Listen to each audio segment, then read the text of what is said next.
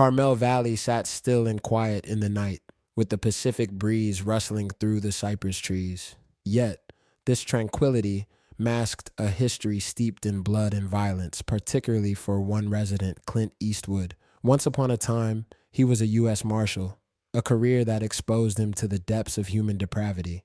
But he'd left that world behind, content to live with his trusty companion Duke, a worn-out revolver in a glass case, and a coffee mug that echoed his past. The idyllic silence of Carmel Valley was shattered that night when six bikers with skull insignias rumbled past the private property sign. Their menacing presence cut through the quiet like a bullet through glass. Little did they know, the solitary resident they sought to intimidate was no easy prey. Clint Eastwood had a storied past as a lawman, one carved with the remnants of violent encounters and a hunger for justice. This night, the Devil's Sons would learn a hard lesson about the meaning of underestimation. The rumble of the approaching engines crashed through the serene stillness of the valley like a wolf pack descending on its prey. Clint, sitting in his armchair with a glass of whiskey, showed no outward sign of alarm. Yet, Duke's low growl betrayed the tension in the air. Clint listened intently, instantly recognizing the sound as not belonging to the familiar vehicles that traversed these roads. The reverberating hum was unlike the trucks and local cars, carrying a dangerous edge to it. It was a sound of a pack on the hunt. Motorcycles, 6, maybe 7. Clint's voice was calm and reassuring. "Easy, boy," he whispered to Duke, whose low growl seemed to reverberate with the rumble of the motorcycle engines outside. "Let's see who's visiting." Stepping towards the gun cabinet, Clint opened the glass door, revealing his trusty Colt Python revolver, gleaming and ready. He checked the chambers with a skilled hand. 6 rounds. He'd always taken care of his weapon. The tall man, his scar-lined face illuminated in the dimness of the night, made a decisive gesture. His orders were carried out without question, 2 of the riders peeling away from the group and heading for the back door, another towards the garage. Clint was impassive, standing in the living room, the faint light illuminating his form like a grizzled guardian of old, his hair silver, his clothing casual and innocuous, the revolver at his side, unmistakable. The boots of the unwelcome visitors announced themselves before their faces did, one voice calling out, "Hey, old man." The door burst open and the biker's flashlight swept across the room, its glare briefly blinding, only to reveal Clint, a pillar of silent defiance in the darkened room. The biker's arrogance quickly turned to horror as Clint's measured words dropped like ice shards. "You got about 5 seconds to shut that door." The biker laughed, cocky. "What are you gonna do, Grandpa?" 5 seconds later, the punctuated silence was rent by a singular shot. The house was transformed into a maelstrom of chaos, the cacophony of boots thudding against the floorboards, the enraged barking of Duke, and the terrified, pained shrieks of the intruders. Duke, a loyal companion and fierce guardian, lunged at the nearest attacker, taking him down in a flurry of fur and teeth. Clint, unflinching and resolute, fired a single shot into the ceiling, delivering a chilling ultimatum: "You boys don't want to do this." As the leader's finger tightened on the trigger of his shotgun, Duke's warning bark broke the tense silence, distracting the assailant. The shotgun exploded, unleashing a deafening blast into the drywall. Clint, reacting like a coiled serpent, dropped to one knee and rolled, firing off 2 rounds, one hitting the leader's shoulder, the other a warning shot inches from his ear. The shotgun clattered to the floor. "Back off!" Clint roared, his voice infused with steel. "You got one chance to walk away." The outside world erupted in a symphony of revving engines, growling like feral beasts in the misty darkness. Clint caught a glimpse of the motorcycles through the window, their headlights piercing the fog, a visual reminder of the threat that still lurked in the shadows. Clint regarded the downed intruders with an unapologetic stare, his words carrying the weight of the gun in his hand. "You picked the wrong damn house." Duke, a loyal companion and unyielding protector, panted by his side, ready for any command. Sheriff Mason's eyes flicked open as the phone rattled on his nightstand, disrupting the quiet of the pre-dawn. It was Clint's unmistakable voice on the other end, a gravelly baritone that had the ability to convey both calm and danger with every syllable. "Company, huh?" Mason repeated, lacing up his boots. "How many?" 6, maybe 7. "They're not Girl Scouts." Mason's brow furrowed as he considered the gravity of the situation. The tension in the house was palpable, the silence now thicker than the fog that hovered over the valley. the house's lights extinguished one by one, plunging the interior into a cloak of darkness. Clint's eyes remained keen, moving with purpose, stalking from room to room, checking every angle. His trusty companion Duke followed, tail lowered, gaze alert, sensing the encroaching threat from outside. "They're not done?" Clint whispered. "Fine by me." The ambush was executed flawlessly. With surgical precision, Clint waited for the silhouette to occupy the frame before flipping on the porch light, temporarily blinding the biker. In an instant, Clint's training took over. The revolver vanished into a holster, his hands turning into deadly tools, disarming the hapless intruder and finishing with a precise strike to the chest that robbed him of breath. Clint stood over the fallen biker, his voice low and stern. "Should have stayed on the road." Sheriff Mason, witnessing the carnage on the porch, couldn't help but let out a stunned, "Jesus, Clint, what the hell did you do?" Clint didn't bat an eyelid, his revolver still held in a firm, steady hand. "Self-defense," he replied. "You know me better than that." The grizzled lawman paused, taking in the scene, bodies strewn about, Duke's hackles raised, the crimson puddles staining the gravel. "Yeah? Great," Mason muttered, his exasperation audible as he surveyed the carnage. "Now I've got a chase on my hands." Clint coolly holstered his revolver. "You'll find him. Guys like that always leave a trail." Mason, despite his exasperation, couldn't help but be impressed by Clint's cool demeanor in the wake of the chaos. "You all right?" he asked. Clint shrugged. "I've been worse. Ran their plates. The crew's called the Devil's Son's been running guns from Nevada. That leader, Vin Cutter, he's wanted for armed robbery in 2 states, Mason explained. Clint's lips thinned into a hard line, unyielding. "Figures," he said. Mason offered a solution. "Listen, Clint, I can have a patrol sit outside your property till morning." "Don't waste your men," Clint responded. The revolver glinted in the dim light, Clint's eyes focused on its cold, deadly efficiency. With the stealth of a seasoned warrior, he spun the cylinder once, a movement as natural to him as breathing. He set it on the table beside him, a silent reminder that his battle-hardened metal hadn't rusted in retirement. "Let them come," he said, his voice a whisper of steel. "I've still got one more ride in me." Time hung heavy in the air like mist, yet Clint didn't falter. Even as the dark shadows of the night stretched further, Clint remained on the porch, his hand resting on Duke's sturdy head, his eyes scanning the landscape as if he could see through the fog. In his mind, echoes of past ambushes, standoffs, and riots played out like twisted shadows, but Clint didn't succumb to fear. Instead, he recognized that old spark, a ruthless focus that had been dulled by retirement but not extinguished. "They will," Clint stated matter-of-factly, his voice ringing with a quiet, unyielding confidence. After the last cruiser vanished, Clint's home stood resolute, accompanied only by the song of the Pacific breeze, a lone sentinel perched atop the winding hills of the valley. Clint's day began with diligent preparation. He replaced broken locks, boarded up windows, and retrieved his old lockbox from the storage shed, revealing the artifacts of a past that had never quite relinquished its grip on him. The Bowie knife, the badge, the radio.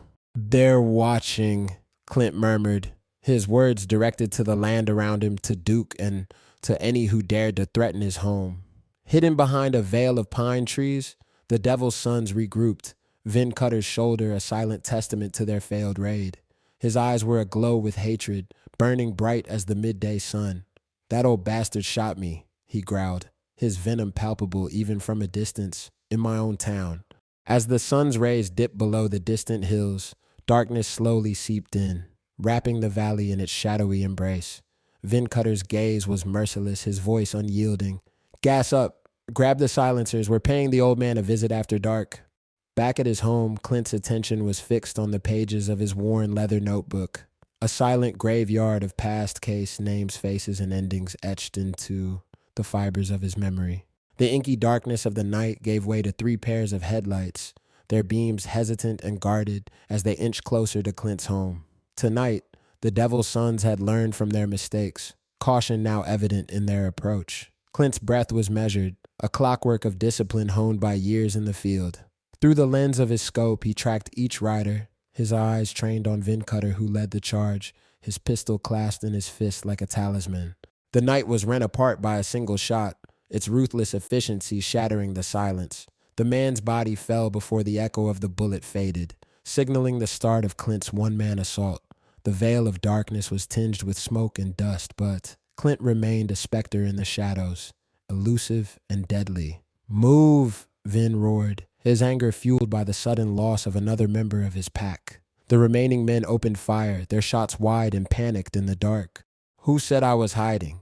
Clint's words were imbued with a chilling calm, his shadow materializing behind Vin like a harbinger of doom. The fog of war and darkness dissolved in the face of Clint's unwavering resolve. He acted with the speed of a striking snake, the report of his revolver reverberating in the night. Vin dropped to one knee, the weight of defeat crushing him like a landslide. You think this ends it?" he gasped.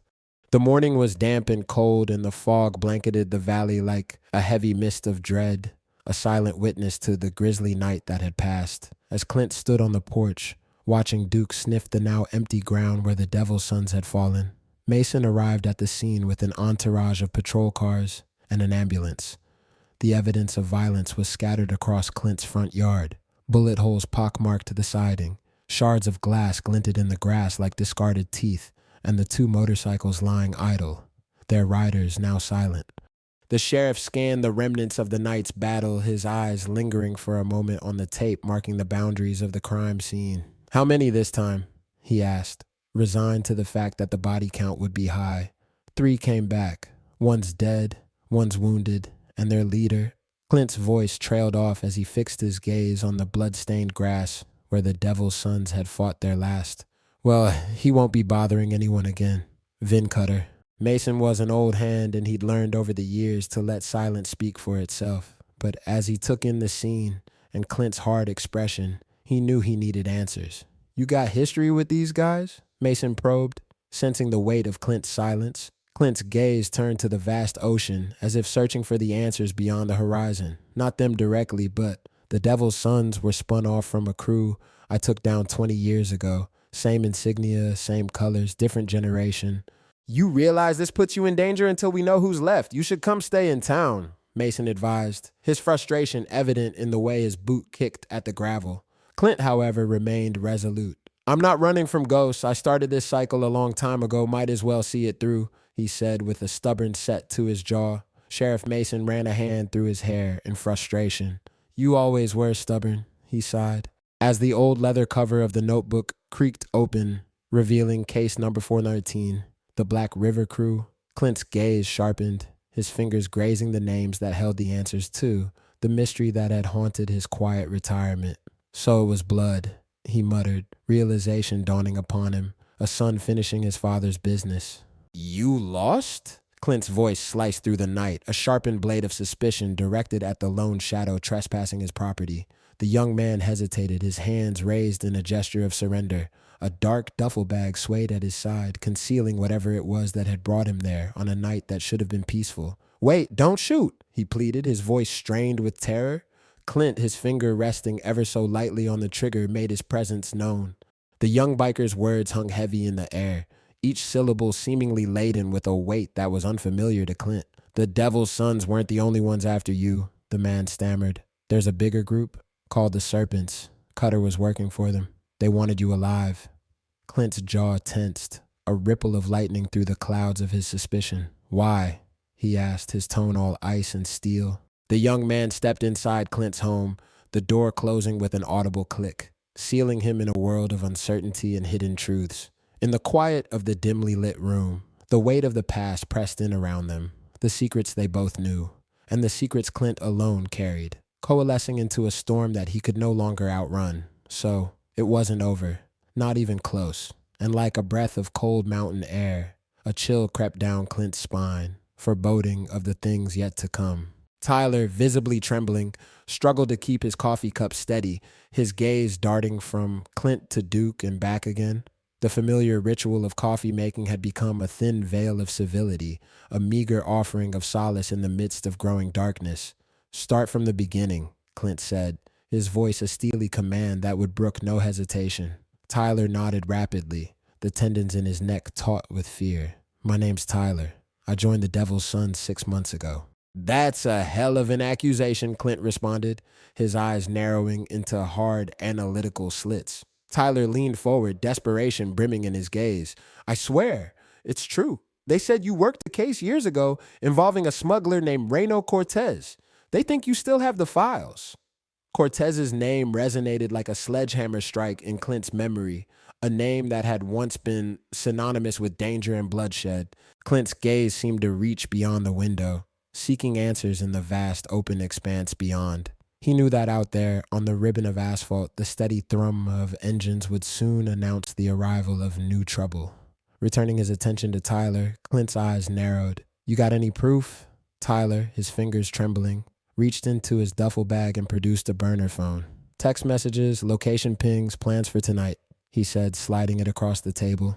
Tyler's voice was little more than a whisper, weighed down by the knowledge of the danger that he had willfully embraced. "I figured," he said, his words laced with a quiet resolve, "but I couldn't just let it happen. Cutter was crazy, but Cortez, he's a monster."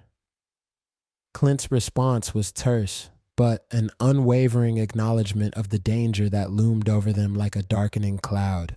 "Then I guess we'll both have to face him." As the last shreds of daylight bled away, Clint prepared, his movements deliberate, precise, befitting a hardened soldier on the eve of battle. He secured each window, loaded each bullet, every motion honed by years of experience. He meticulously placed motion lights, rigged traps, and kept Duke at his side like a loyal sentinel. Tyler, despite his clear nerves, assisted wherever possible, his resolve steeled by the undeniable sense of impending danger. Like distant stars in the inky blanket of night, 5 pairs of headlights pierced the darkness, moving ever closer. As the men filed out of their vehicles, an aura of menace pervaded the night air, thick enough to cut with a knife. Their rifles gleamed in the dark like razors, and their movements were serpentine, fluid, and deceptive. Cortez, the serpent's head, emerged last, his silver hair gleaming under the moonlight like strands of liquid metal. The scar on his cheek, a remnant of battles past, lent his face a menacing, sinister aspect. "Marshal Eastwood," Cortez called out, his voice laced with a dark, lethal sweetness. Cortez laughed, a deep, dark sound that chilled the very air itself. "You've cost me a lot over the years, but tonight I'm taking it all back. The files, the truth, your life." Clint's reply was a symphony of steel and deadly calm. "Come and take it." Gunfire erupted like 1,000 demon-lit fireworks, bullets screaming their siren song of destruction. Clint was a wraith, his movements fluid and calculated, dodging death at every turn, returning fire with surgical precision. Clint's revolver discharged twice, punctuated by the sharp retort of 2 distant deaths. The doorframe splintered like matchsticks as Clint ducked, bullets singing their deadly chorus around him. Cortez, his face a mask of merciless determination, advanced through the smoke, gunfire like a grim metallic metronome. "You can't fight time, old man," he bellowed. Clint's response was a sharp rebuke, a glint of silver, a spark of defiance.